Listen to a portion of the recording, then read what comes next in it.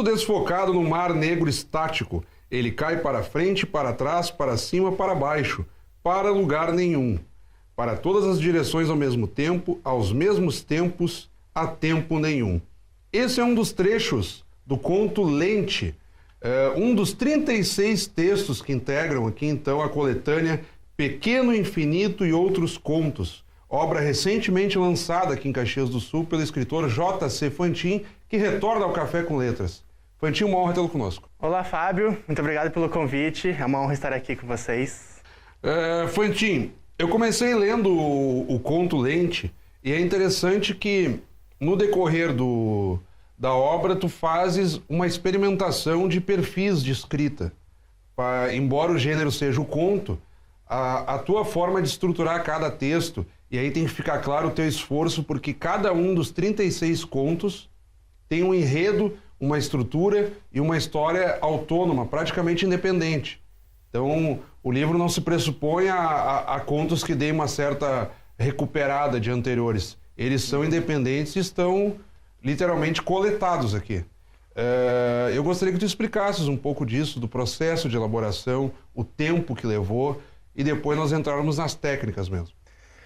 O que acontece é o seguinte, né? Esse livro foi escrito ao longo de 3 anos, né? Eu sempre tinha uma ideia, eu sempre tive muitas ideias de textos, tinha uma ideia e escrevia, simplesmente. E eu sempre tive ideias muito variadas, muito diferentes, nunca me prendia a uma temática, né? Sempre tive tanto ideias de humor, quanto ideias mais de suspense. E assim, quando eu vi, eu já estava com conto suficiente para publicar em um livro, né? É muita história diferente, assim, muita ideia diferente. E como você mesmo disse, né? Eu não me prendia a um estilo, eu sempre tentei experimentar. Essa que é uma palavra que permeia bastante os textos desse conto, bastante experimentação. Né? Muita coisa que eu nunca tinha escrito antes, eu decidi testar.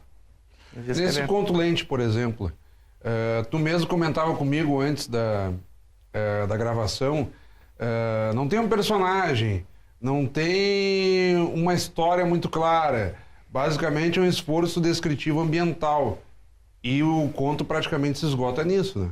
Sim, exatamente. Esse conto Lente, por exemplo, é totalmente experimental, né? Que eu quis assim, eu vou escrever um conto sem personagens, sem uma história, sem início, meio e fim, né? Sem um monte de elementos que é esperado de um conto. Eu realmente... Ou um enredo de uma história qualquer, né? Exatamente. Eu quis mudar isso aí, né? Vamos ver se dá pra fazer uma história legal dessa forma. E ficou um conto poético, digamos assim, porque é simplesmente um monte de descrição.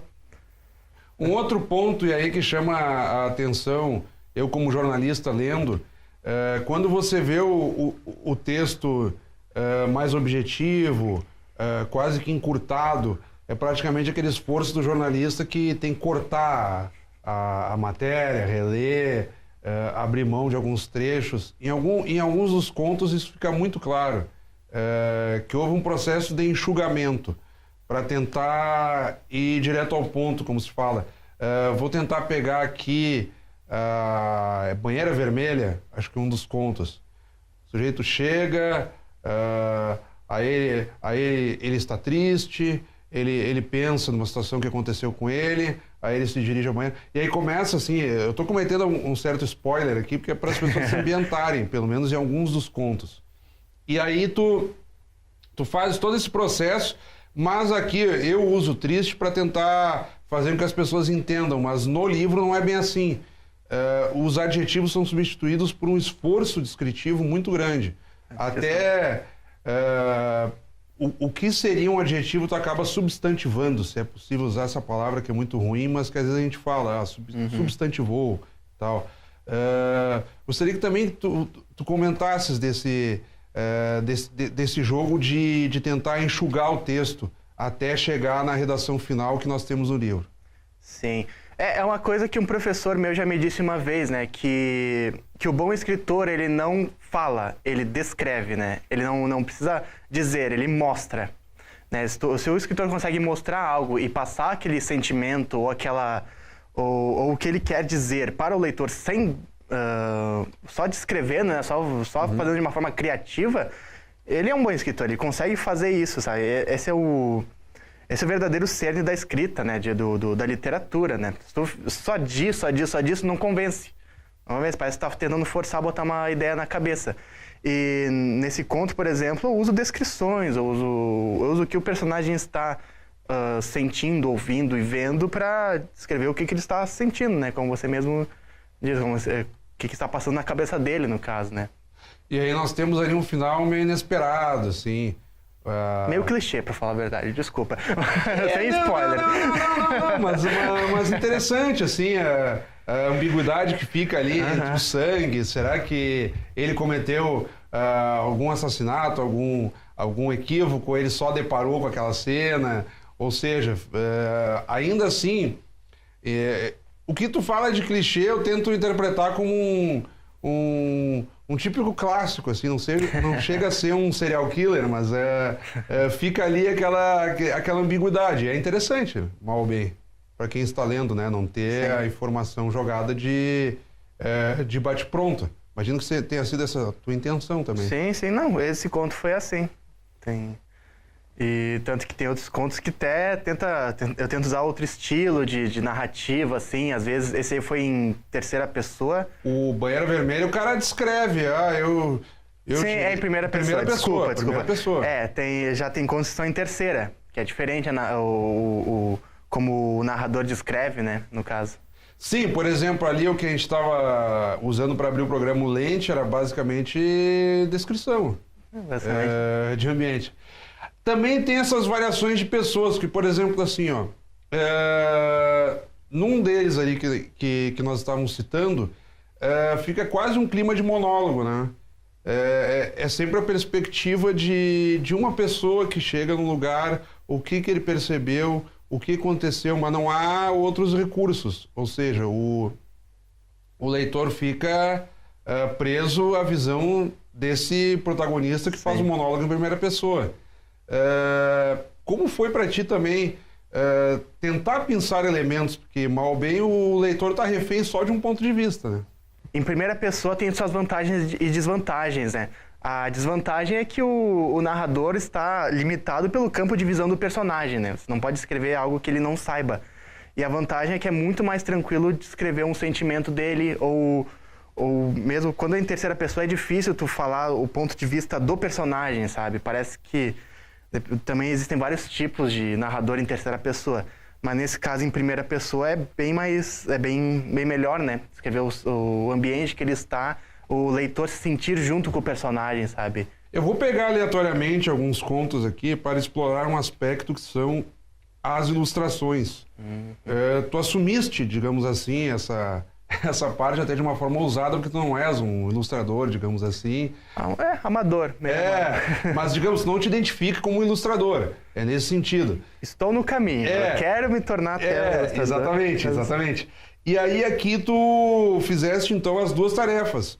Junto com os contos, digamos assim, a ilustração breve ali em preto e branco.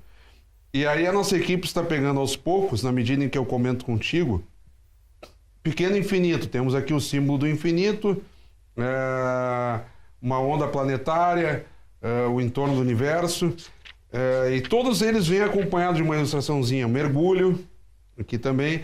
Então tu também exploras aqui uma subjetividade específica da ilustração, ou seja, ela joga com o texto, mas também tem a funcionalidade de provocar outras interpretações, um sentido diferenciado. Gostaria também disso. Tu falas, eu ainda não sou um ilustrador profissional, e foi o que eu imaginei, também te conhecendo, mas também estás arriscando por esse caminho, e esse livro demonstra isso, uma tentativa de ingressar também no meio da ilustração. Sim, exatamente. O que acontece é que eu já sempre gostei de desenhar, né? Eu desde criança gostava de desenhar. E quando eu comprei meu tabletzinho, o meu primeiro salário, meu primeiro emprego, que eu lembro até hoje, eu tenho ele até hoje e usei para fazer as ilustrações, né? Arte digital. A arte digital é mais fácil até fazer, porque ela tem o Ctrl Z, na verdade, né? Mas a arte digital, na verdade, praticamente qualquer pessoa consegue fazer uma ilustração. Só precisa ter a paciência necessária, né, para fazer o desenho. Mas o que acontece é que os desenhos muitas vezes são a minha própria interpretação daquele conto, sabe? Muitas vezes a ilustração ela conversa com o conto. Não é essencial, você não precisa ver a ilustração para entender o texto, mas eles conversam, eles têm como você mesmo disse, tem uma subjetividade, né? Ele é um ponto de vista, uma interpretação do próprio autor, no meu caso, né? E são 36 contos, 36 ilustrações, e elas são bem variadas, né? Algumas eu tento puxar mais pro realismo e outras mais realmente pro interpretativo, até mesmo pro abstrato. Tem umas que são até meio abstratas. E foi um processo difícil, mas assim, eu tenho bastante orgulho até. Acho que eu tô começando com o pé direito, né? Porque eu ainda sou um tanto amador, eu ainda não sou profissional, né? Mas eu estou no caminho que o meu objetivo é no futuro conseguir ilustrar todas as capas dos meus livros. E aqui é o caso, né? Porque O Pequeno Infinito e Outros Contos que vem para a capa, para intitular o livro, é a ilustração do próprio conto ampliada, digamos assim, para a capa, né? Como nós sempre fizemos no Café com Letras, aqui tratando do Pequeno Infinito e Outros Contos, obra do J.C. Fantin, vamos chamar a vinheta para as dicas do autor. Roda aí.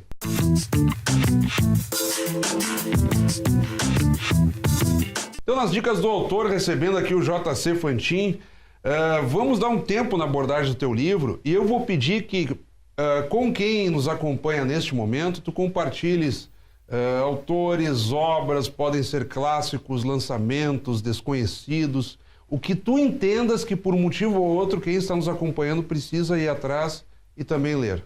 As minhas principais influências para esse livro, né, para o meu estilo de escrever contos, né, tanto os clássicos quanto o Machado de Assis, quanto os mais modernos, né, o Hemingway, por exemplo, que realmente pega essa abordagem aí de mostrar, né, de deixar bem, de escrever só a ponta do iceberg do conto, né, que o conto conta toda uma história a partir de um texto pequeno.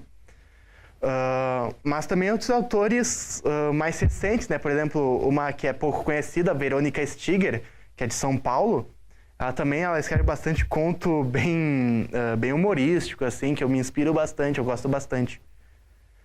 E esses acho que seriam os principais também. Eu sempre leio o Carver também, o Raymond Carver, e até outros autores aí menos conhecidos. Mas essas são as minhas melhores dicas que eu posso dar, né, para quem gosta de contos, de textos mais pequenos. E aqui do Pequeno Infinito e Outros Contos, que é a nossa abordagem principal, nosso foco no Café com Letras, o que tu poderias, assim, para não ficar aquela história, o apresentador está entregando os textos e tal, o que tu poderias, assim, compartilhar que tu achasse legal no sentido de dar como é que nós podemos chamar, um aperitivo, né, para quem está nos acompanhando? Embora, pode ser até daqui a pouco o próprio Pequeno Infinito, que intitula o livro. Qual conto que tu gostaria, assim, de compartilhar alguma curiosidade? Não necessariamente descrever como está no livro, mas compartilhar alguma curiosidade com o telespectador. Olha, eu vou te falar, um conto não. Eu vou fazer a propaganda que eu sempre faço, né? O que acontece? Esse livro sou eu com uma arma narrativa atirando para todos os lados. Sim. E pelo menos uma dessas balas vai te acertar. Porque é tão variado os estilos, os contos, que ele pega qualquer pessoa. Um desses contos vai ter que te conquistar, entende? Porque é para qualquer idade, qualquer pessoa, qualquer gosto, né? Tem desde o suspense até o humorístico, tem desde o mais infantil ao mais complexo, né? Tem de tudo no livro. Por isso que qualquer pessoa que comprar vai gostar, pelo menos um pouco, de algum conto. Por exemplo, da vida a objetos inanimados, por exemplo, o banco falante. Uhum. Existe isso, né? No decorrer do livro ali... Tem um conto que é uma fábula. Né? O Esquilo e a Serpente é uma fábula. Que é mais puxado um pouco pro infantil, né? E no banco falante tem isso, né? Tu também exercita esse processo da vida, ou tornar mais complexo, digamos assim, aquele objeto que daqui a pouco passa despercebido. Você põe um banco ali e tal, e aí tu constrói todo um imaginário em cima daquele objeto. De onde vem esse... Por que o banco fala? Mais ou menos por aí. É que esse conto, na verdade, é que não é um banco falante, né? Claro. Nesse caso, é que eu não quero dar spoiler aqui do porquê que o banco fala. Mas é uma surpresa, né? Uma garotinha, ela chuta uma bola, bate em uma coisa, o banco diz, ai! Aí pergunta por que o banco fala, né? E daí tem a explicação do porquê que o banco fala. Claro. E por exemplo, nos componentes do universo, quando fala do infinito, tu também entra nisso, nos jogos de conceitos, os medos que as pessoas têm, mitos. De onde vem a inspiração para chegar nessas descrições? Aí é uma pergunta bem complicada, porque muito desse livro vem de dentro de mim, né? Do que eu penso sobre o mundo, etc. O Pequeno Infinito, que é o conto que dá título ao livro, ele é um conto muito interpretativo, né? Ele não joga nada, ele não entrega nada, ele só é bastante descrição e o personagem que, assim, nesse conto, na narrativa desse conto, eu tentei muito passar a solidão e a imaginação, né? O que você interpreta disso, né? Com as ações do personagem nesse conto, porque ele não diz nada o porquê que ele está fazendo aquilo, por que ele foi naquele lugar. Ele dá dicas assim, mas ele não explica nada. E pra falar a verdade, eu acho que nem eu sei direito o que ele tá fazendo lá. Mas é o que veio o Pequeno Infinito, o que é, né? O Pequeno Infinito fala da nossa imaginação. Que até na sinopse do livro diz que que esse livro é sobre o quê? É sobre o real, sobre o irreal e sobre o infinito da nossa imaginação.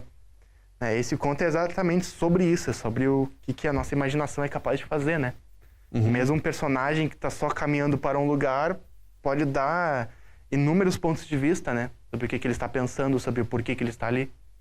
Na medida que os personagens não são muito descritos no sentido do nome, daquele casting, assim, digamos, o elenco da história, muitas vezes, como eu citei antes, é praticamente um monólogo em primeira pessoa. Esse personagem é tu mesmo? Eu acho que não, mas um pouco, sempre que eu crio um personagem, ele puxa um pouco de mim, né? Isso é fato. Mas o que acontece é que num conto, tu precisa descartar aquilo que é desnecessário. Aí eu não me preocupo muito em descrever o personagem, não me preocupo muito em explicar o personagem, né? Ele tá ali, ele tem um papel no conto, eu vou falar sobre qual é o papel dele no conto, na ideia que o conto passa, né? Não é necessário fazer uma descrição, né? Personagem, não é nem necessário dar um nome para ele. Se ele é o único personagem, por que tu precisa exatamente dar um nome? Porque essa é uma coisa interessante desse conto, né? Que toda vez que o nome do personagem aparece é arriscado. Na verdade, não tem um nome, ele não precisa de um nome, né?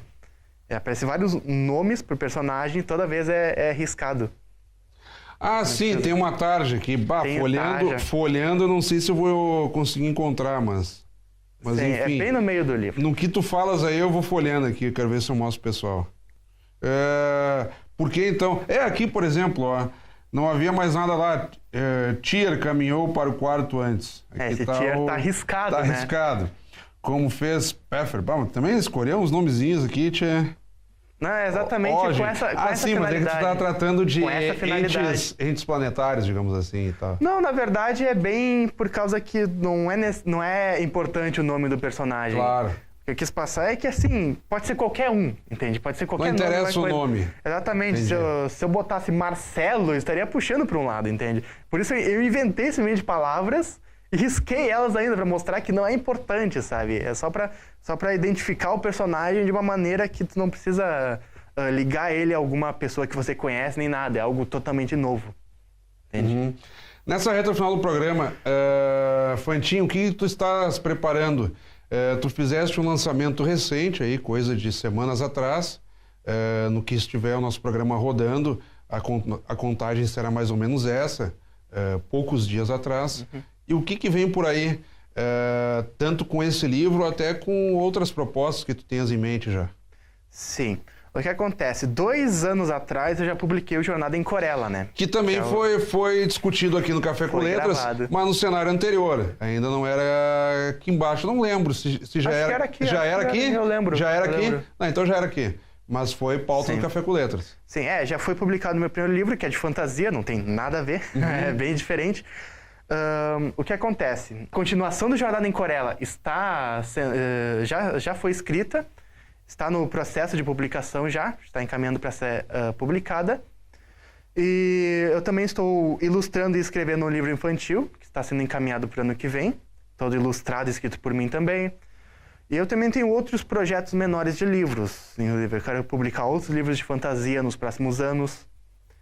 E assim que eu for tendo ideias e conforme também for escrevendo os contos, eu vou continuar escrevendo contos. Quando eu tiver conto suficiente, eu publico outro livro desse gênero. É porque o Jornada em Corella, ele se propôs a um roteiro enorme de aventuras, enfim. Criação de universo, né? Toda exatamente. Fantasia. E ficou um gancho para uma continuação. Ficou. É por isso que eu te perguntei. Isso está em processo de escrita ou só é uma ideia que tu ainda vais produzir? Como é que é isso? O Jornada em Corella 2, que se chama Navegando com Aeromorphs, é o segundo livro que já está escrito, está pronto, inclusive. Uhum. Ele ia ser publicado nesse ano, mas acabou sendo adiado. Enfim, vou tentar para os próximos anos já publicar. E o terceiro livro também já está na metade. Então eu estou continuando a série e não vou parar, né? Eu vou continuar publicando aos pouquinhos. E a respeito aqui do Pequeno Infinito, tem algum lançamento previsto, alguma atividade? Eu ainda vou estar escrevendo contos, não vou parar, eu sempre tenho ideias de historinhas menores, que eu vou continuar escrevendo, e quando fechar um número legal também de contos, eu publico um livro de novo, talvez nesse mesmo estilo, talvez ilustrado, talvez não. Isso é algo que se decide com o tempo, né, depois. Mas está sendo encaminhado também, outro livro de contos que, quem sabe daqui a quanto tempo vai ficar pronto, né? Então não tem como dar uma previsão, né? Fantinho, eu quero te agradecer imensamente, cumprimentar pela obra. Escrevemos aqui algumas partes no sentido até de provocar o futuro leitor ou quem já leu que enxergue sob um viés diferente, enfim. Esse também é um dos objetivos do Café com Letras. Então, JC Fantin, quero te agradecer imensamente pela entrevista. Muito obrigado. Muito obrigado, Fábio. É uma honra estar aqui com você. Acabamos de conversar, então, com o escritor JC Fantin, ele que lançou aqui em Caxias do Sul o livro O Pequeno Infinito e Outros Contos, pauta do Café com Letras desta semana. Obrigado pela audiência. Até o nosso próximo encontro.